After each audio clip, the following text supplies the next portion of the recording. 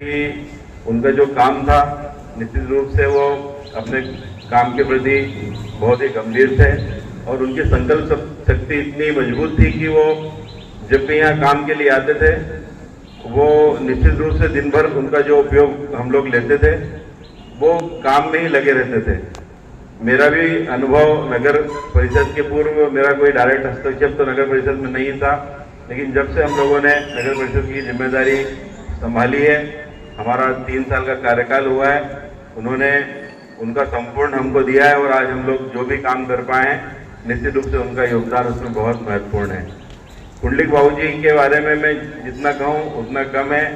जहाँ तक फाइलिंग की बात हो तो ऐसी कौन सी फाइल नहीं है जो पुंडलिक बाबू जी के पास में नहीं मिलेगी और ऐसा कोई कौन सा काम है जो पुंडलिक बाबू जी नहीं कर पाएंगे।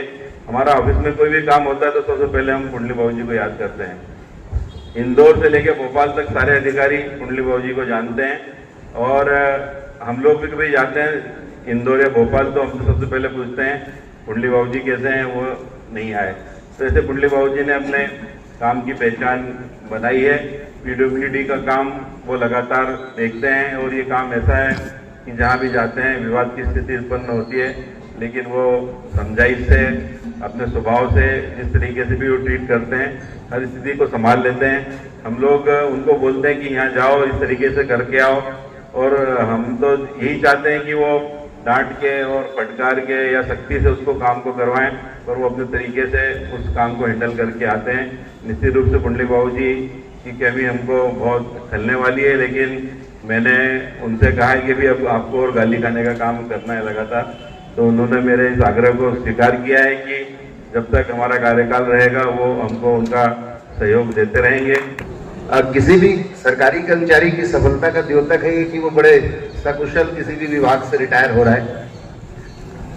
और जैसा कि अभी पूर्व वक्ताओं ने बताया कि बहुत छोटे से पद से उन्होंने अपनी इस पारी की शुरुआत की थी और इतने सारे लोग आज उनकी विदाई के लिए यहाँ एक साथ उपस्थित हैं, ये उनकी सफलता का परिचायक है। मेरा उनसे डायरेक्ट कोई कभी मुलाकात या कोई काम तो उनसे नहीं पड़ा, लेकिन जिस तरह से सारे वक्ता उनके बारे में कह रहे हैं तो निश्चित रूप से वो एक अच्छे वर्कर रहे होंगे विभाग के लिए। और अभी हमारे एक पार्षद महोदय कह रहे थे ना, जैसा कि वो पहाड़ जब थे पार्षद नहीं थे तो क्या सुनते थे, तो उसके बारे में एक छोटी सी बात कहना चाहता हूँ। एक बार एक बहुत बड़ी फैक्ट्री के मालिक थे, वो अपनी फैक्ट्री देखने पहुंचे पहली बार। बहुत बड़ी फैक्ट्री थी, सैकड़ों वर्कर थे। उनका मैनेजर रिसीव करने आया उनको, तो उन्होंने मैनेजर से कहा कि आप अपने चेंबर में जाके बैठिए, मैं फैक्ट्री आपके बिना ही देखना चाहता हूँ। और पूरी फैक्ट्री घूम के जब वो मैनेजर के पास वापस आए तो मैनेजर से हाथ मिला के बोले कि आपका काम बहुत अच्छा चल रहा है। बोले सर कैसे? उन्होंने कहा पूरी फैक्ट्री के सारे वर्कर आपको गालियां दे रहे हैं। बोले तो जो स्ट्रिक्ट होता है उसकी थोड़ी बहुत आलोचना तो होती ही है, और ऐसी आलोचना में कभी किसी की कोई बुराई नहीं होती, उसकी तारीफ होती है। कोई पुलिस वाला बहुत स्ट्रिक्ट होता है तो आपको कैसा लगता है? वो अच्छा है, तभी तो स्ट्रिक्ट है तो अच्छा लगता है वो। तो कभी इसकी परवाह नहीं करनी चाहिए। वो रिटायर हो रहे हैं, उनको मैं अपनी तरफ से बहुत बहुत बधाई देता हूँ और उनकी जो उम्र है उसके हिसाब से वो आगे का जीवन बहुत स्वस्थ होकर जिए, अपने स्वास्थ्य का ध्यान रखें, अपने परिवार का ध्यान रखें, उनके पूरे परिवार की उन्नति हो, सारे लोग स्वस्थ रहें, प्रसन्न रहें, मेरी यही शुभकामनाएं उनके लिए। धन्यवाद, जय हिंद।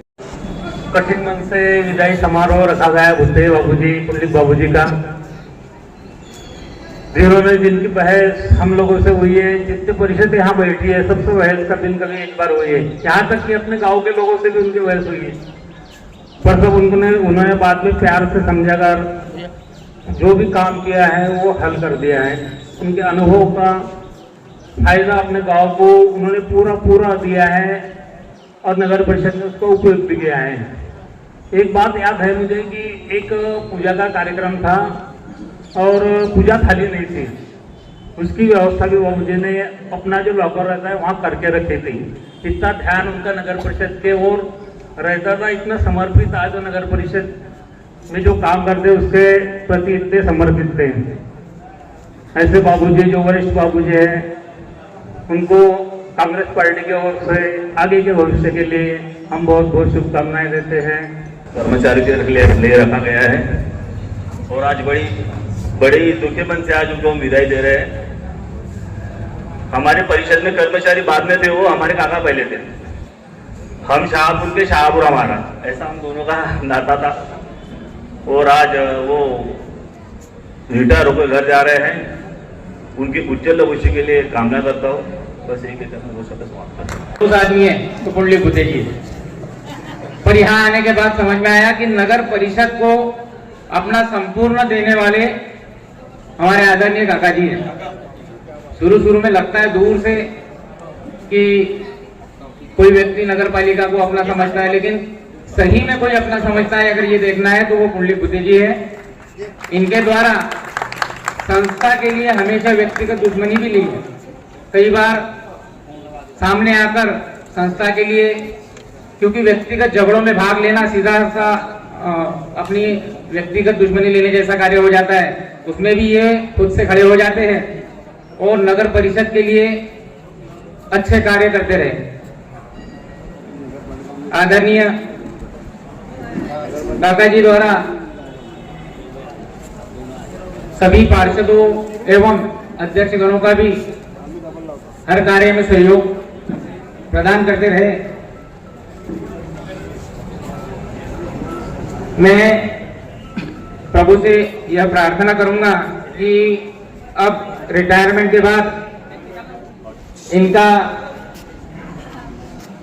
बोझ जो कम होने वाला है वो अपने समाज सेवा में लगाए एवं फिर से समाज सेवा के रूप में शहर की जनता की सेवा करें। धन्यवाद। देखो, मेरे 38 साल की उम्र में जो भी उतार चढ़ाव आते हैं वो मैंने सफलतापूर्वक पूर्ण करने का प्रयास किया है। और मेरे जो अध्यक्ष जी बैठे हैं, इनके आशीर्वाद से कोई भी काम संभव नहीं है। और मैं प्रयास करता हूँ उनके जो आदेश किए हैं उनको पूरा करने का प्रयास करता हूँ। और मुझे गम भी इस बात का है कि मैं एक परिवार को छोड़ के जा रहा हूँ और मैं मेरे खुद के परिवार में सम्मिलित हो जाऊँगा। मैं जिस समय में यहाँ ज्वाइन हुआ उस समय में मैं नृत्य के पद पे था। मेरी नियुक्ति हो गई थी 15/6/1927 को। जिस समय में मेरी नियुक्ति हुई, मेरे नियुक्तिकर्ता अधिकारी और दिवंगत नेता माननीय संत कुमार सिंह जी चौहान है, मैं उनके भी चरणों में नमन करता हूँ।